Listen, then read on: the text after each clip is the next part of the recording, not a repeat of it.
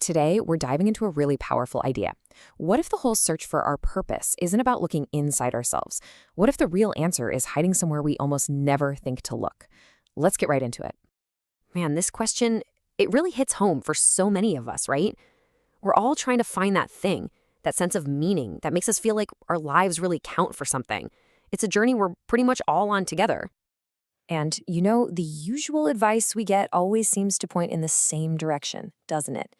Inward. We're told to focus on self-fulfillment, to go chase our dreams, to figure out what makes us happy. The whole idea is based on self-discovery. Okay, but here's the big question. What if that map is just wrong?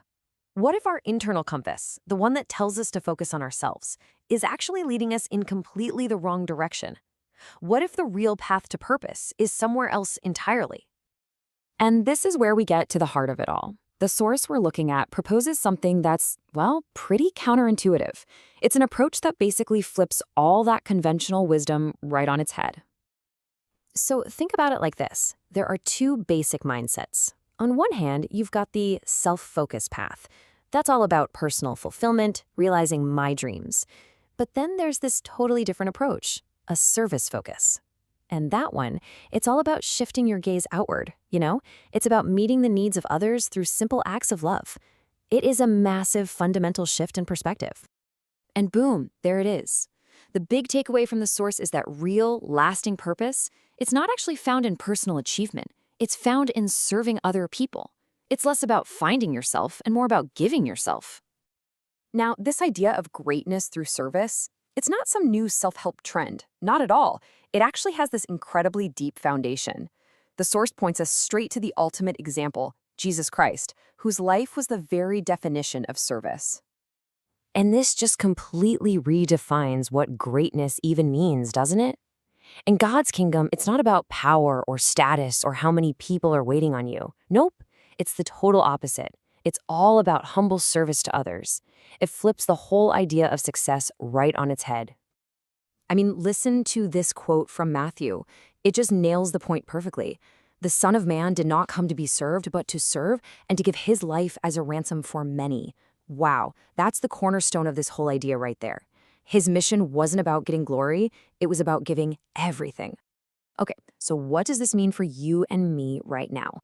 Well, the source connects this huge principle directly to our lives. It points to 1 Peter, saying that all those unique gifts we have, our talents, our skills, whatever they are, they're not just for us. They're actually tools we've been given to go out and bless other people. And to really bring this idea to life, the source takes us to a story I'm sure you've heard before, the parable of the Good Samaritan. It's just such a perfect boots-on-the-ground example of what this kind of service actually looks like. So let's just quickly walk through it. You've got this guy beaten up, left for dead.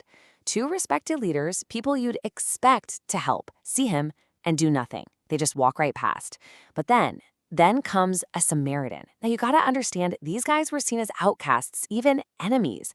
But he sees the man, feels compassion, and stops. And he doesn't just do the bare minimum. He goes all out, taking him to an inn and paying for his entire recovery. And that's the heart of the story right there. Service isn't always some big, grand, planned-out event. So often, it's just about responding to the needs you see right in front of you, big or small, with simple kindness. It's about seeing what needs to be done and just doing it. Okay, so this all sounds really good, right? But how do we actually put it into practice? Like, what does this look like day to day? Well, that brings us to our final section, where we're going to break down 4 super practical ways to start. All right, let's run through these. First up, use your gifts. Are you a good cook, a great listener, good with numbers? Whatever it is, use it for others. Second, look for those everyday opportunities. Seriously, they're everywhere. Helping a neighbor, truly listening to a friend, the small stuff. Third, get involved in your community. Find a local group, a church, a charity, a place where you can pitch in. And finally, number 4, just practice acts of kindness. A kind word, holding a door. It sounds small, but it all adds up. It really, really does. So in the end, what this is all pointing to is that when we serve others, it's about so much more than just ticking off a good deed for the day. We actually become the hands and feet of Jesus in the world. We become a living, breathing expression of his love and compassion. And that's what we're left with, this one big question. Not about what you're going to do next year or next month, but today, right now. So, looking at your life, your gifts, and the people around you, how will you serve today?